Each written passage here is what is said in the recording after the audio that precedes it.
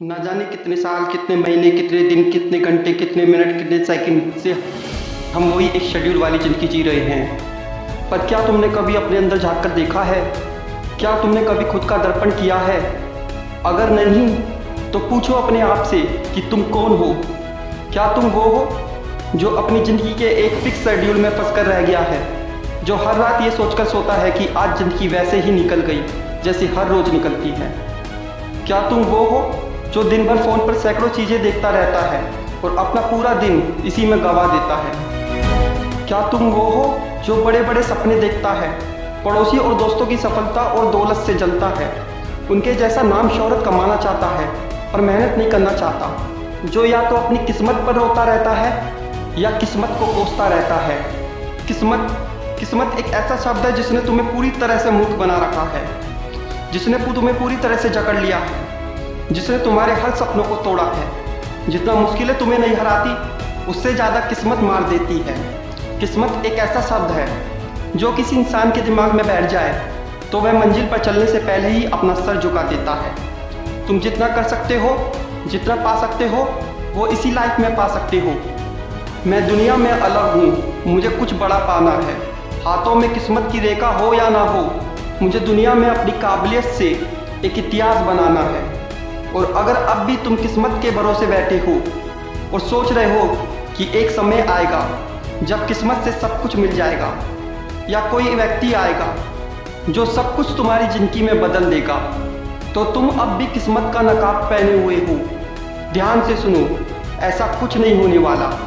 कोई ऐसा समय नहीं आने वाला जहाँ बिना मेहनत के किस्मत से सब कुछ मिल जाए। और तुम्हें लगता है कि मैं झूठ बोल रहा हूँ, तो इतना समय हो गया।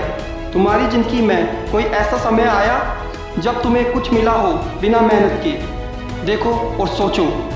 किस्मत को बदलने के 3 तरीके हैं। पहला, या तो ज़िंदगी जैसी चल रही है, जैसी कट रही है, अच्छी बुरी जैसे भी, बस उसे चलने दो।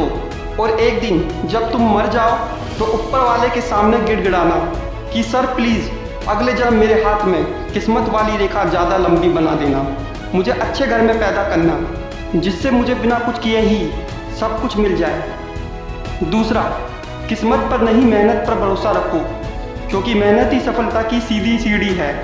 इसके अलावा दुनिया में कोई भी शॉर्टकट तुम्हें सफलता तक नहीं पहुंचाएगा।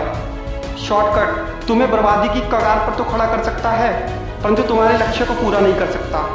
इसलिए सूरज की तरह जलना सीखो, चमक खुद तुम्हारे पास आएगी।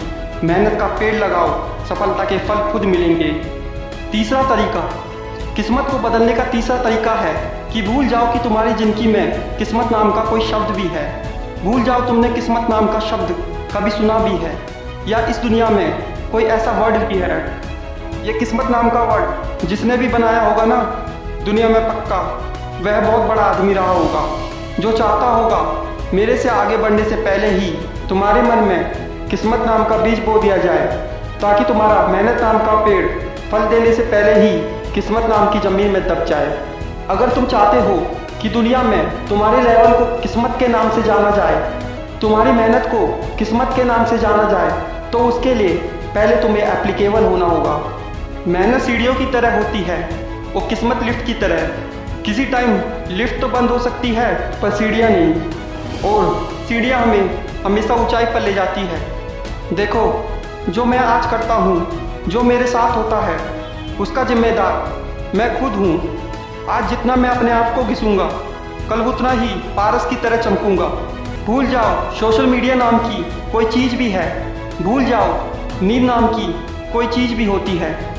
जब तुम बड़े आदमी बन जाओगे तो लोग तुमसे मिलने इसलिए नहीं आएंगे कि तुमने कितनी मेहनत की, तुमने अपनी ज़िंदगी में क्या क्या सहा।